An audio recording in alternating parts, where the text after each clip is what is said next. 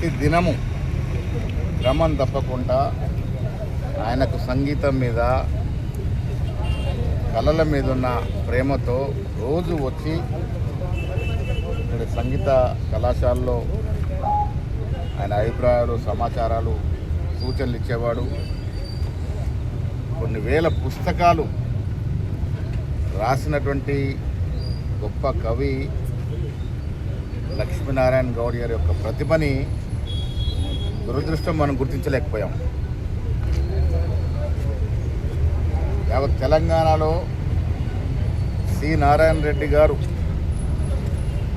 ఆయన బ్రతుకున్న రోజుల్లో లక్ష్మీనారాయణ గురించి మాట్లాడుతూ ఇంత గొప్ప కళాత్మక మనిషి యొక్క జీవితము బయటికి రాలేదంటే ఆశ్చర్యమైన మాట చెప్పడం జరిగింది.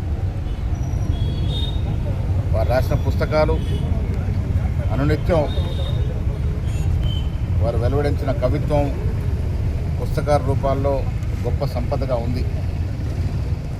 వారి భవిష్యత్తులో ప్రభుత్వ పరంగా గౌరవపరమైనటువంటి హోదాలు లభించే విధంగా వారి కుమారుడు విజయ్ కుమార్తో కలిసి మేము ప్రయత్నం చేస్తాం. వారి ఆత్మకు శాంతి చేకూర్చాలి. ఇలాంటి గొప్ప కవిని కోల్పోవడం దురదృష్టకరం. నిజామాబాద్ జిల్లాకే గర్వకారణమైనటువంటి లక్ష్మీనారాయణ గారు మన మధ్య లేకపోవడం బాధాకరం.